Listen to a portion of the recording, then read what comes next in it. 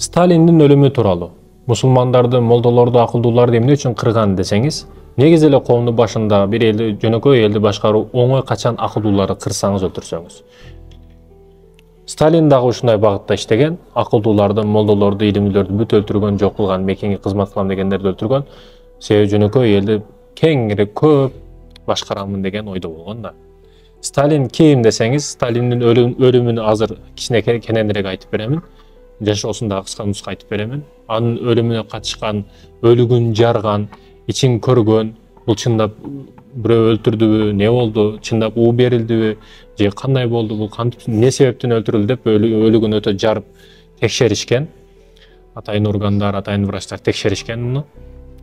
Бирок көп сырлар чыгып кетпесин деген максатта ошо врачтарды дагы түрмөгө тыгышкан, кээ бирөөлөрүн өлтүрүшкөн, айтор жок кылышкан.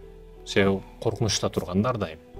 Сталин маселеси. Сталин Грузияда, муну бардыгыңыздар билесиздер. Грузия элинде төрөлгөн, өтө кедей үй бүлөдө төрөлгөн да бул киши.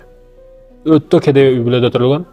Мен ойлойт элем, ушу миллионер болуш үчүн эң чоң ийгиликке чокууга чыгуунун биринчи кадамы бул кедей үй бүлөдө төрөлүш. Ошол Джек Чан, ошол Стив Джобс болобу, бардыгын карасаңыз кедей үй бүлөдө чоңойгон да. Кедей үй бүлөдө төрөлгөн. Ийгиликке чокууга чыгуунун, бай болуунун биринчи жолу, биринчи кадам бул сиз кедей үй бүлөдө төрөлүшүңүз керек. Ошондо сизден алдыңкы адам тарых жараткан эмес, сиз тарых жарата турган адам болосуз дегени да, шанс бар дегени сизге. Эгер атаңыз миллионер болсо, сиз миллионер болсоңуз, мунун кандайча өзгөчөлүк болот?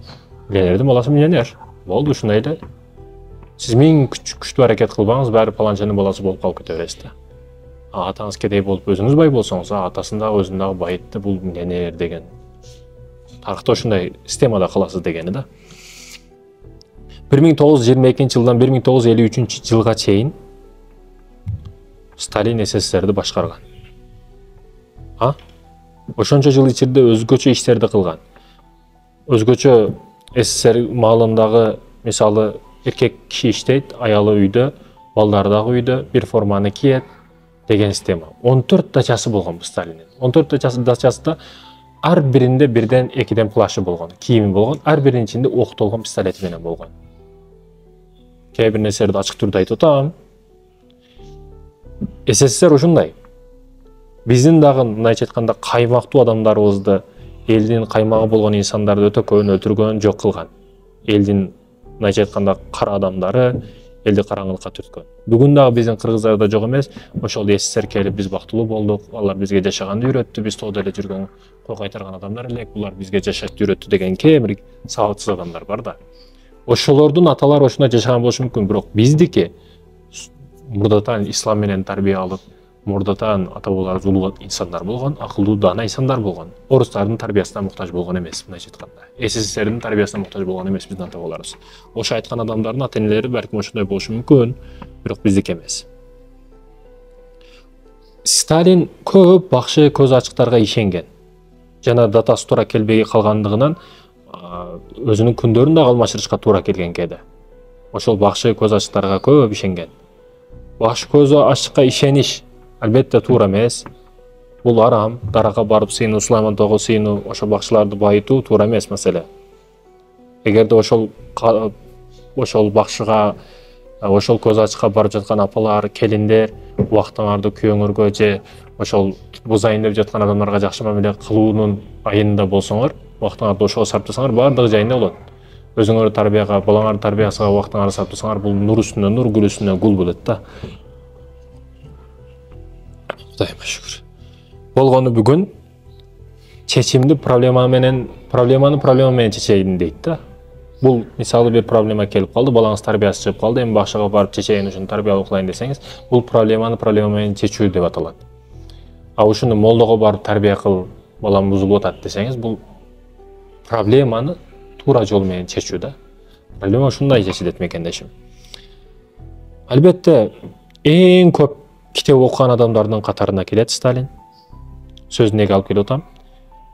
Анын ошол китепканасын эки жакка көчкөн учурда анын жоокерлери, атайын жоокерлери, грузчиктери китептерди ташып көп убактысы кеткен. Биздечи төшөктөр, материалдар, идиштер, 100 жылдан бери колдонулуп турган материалдар, ошонун нерселери көп ташыйсың адамдай, азыр бирөө көчүп калса. Сталинден көбүнчө китеп. Мисалы үчүн сөзүнүн үйү китепкана, толтура китеп ташыйсың. Көп устаздардын эки жака көчүргөнүбүздө китеп көп ташыйбыз да биз. Неге десеңиз, бул билим деген. Билимди эч ким тартып ала албайт сизден. Байлыкты бардыгы тартып ала алат сизден. Акчаны сактайсыз, илимди берген сайын сиз көтөрүлөсүз деген. Айырмасын көрүп атасызбы, кандай күчтүү.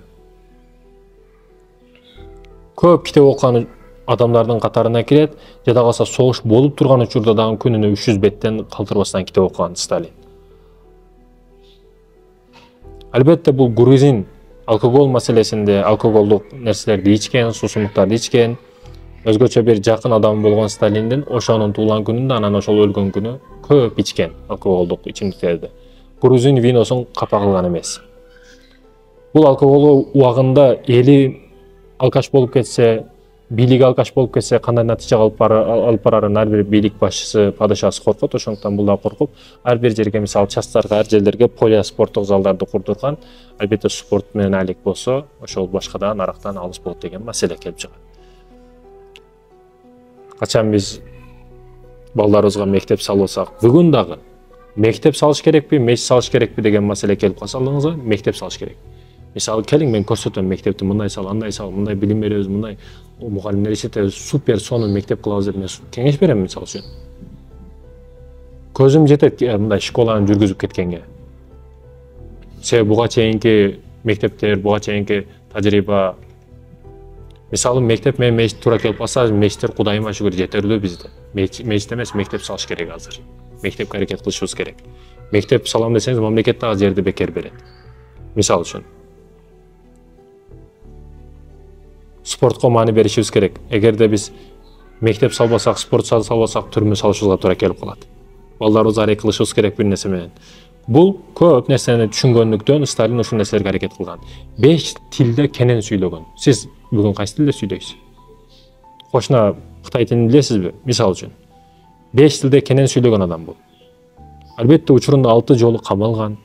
Ар кандай саясаттын ичинде жүрөт, болгондо да күчтүү саясаттын ичинде болгондуктан 6 жолу кирип чыккан.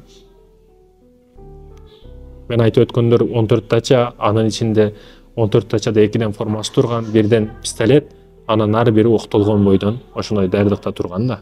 Албетте коркунуч күчтүү болгон. Ар кандай өтүрүүлөр, кол салуулар ар бир кадамда болушу мүмкүн эле. У берүү, ар нерсе менен өлтүрүү максатындагы душманы көп. Күчтүү болгондон сайын душман дагы күчөйөт. Алдыңда ит болгондор көбөйөт, капкандар көбөйөт. Айтайын дегеним, атасы өтүкчү болгон. Өтө кедей үй бүлөдө төрөлгөн Сталин. 1953 жыл 5 мартта өлгөн. Өлгөндөн кийин СССРде бийлигинде өтө мындай көзгө көрүнбөгөн мындайча уруш талаш кетет. Сталин өлдү, ким келет, мына барам, мен барам деген нерселер албетте ар бир эле бийликте болот. Бул дагы өтө күчтүү адам болгондуктан өлгөндөн кийин атайын КГБнын башчылары, атайын медиктердин эң күчтүү көрүнүктүү медиктери чогултуп келип өлүктү жарышкан. Не максат болгон өлүктөрдү жаруудан? Чындап ажалы менен өлдүбү, же уу берилдиби, же атылдыбы, же асылдыбы, же бирдеке берилди деген максатта текшерүүлөрдү кылышкан. Текшерүүнү кылган врачтар дайынсыз жоголгон, түрмөгө тыгылган же өлтүрүлгөн. Неге десеңиз, булар көп нерсени билип калган да. Жаргандан кийин же ууланган, же атылган, же бирдеке болгон, ошол нерсени билип калган. Ал эми бул нерсе коркунучтуу, ошол учурдагы тийиштүү адамдар жабыш керек болгон. Ошондуктан керектүү врачтарды, ошол өлүктү жарганга катышкан адамдарды түрмөгө тыгышкан, же өзүнөн өзү өлүп калган, айтор ушинтип жоголуп кетишкен да булар. Сталиндин өлүгүн жарганга катышкан адамдар дайынсыз жоголгон, камакка тыгылган, айтор коркунуч күчтүү болгон да. Сталиндин жашоосу ушинтип бүттү.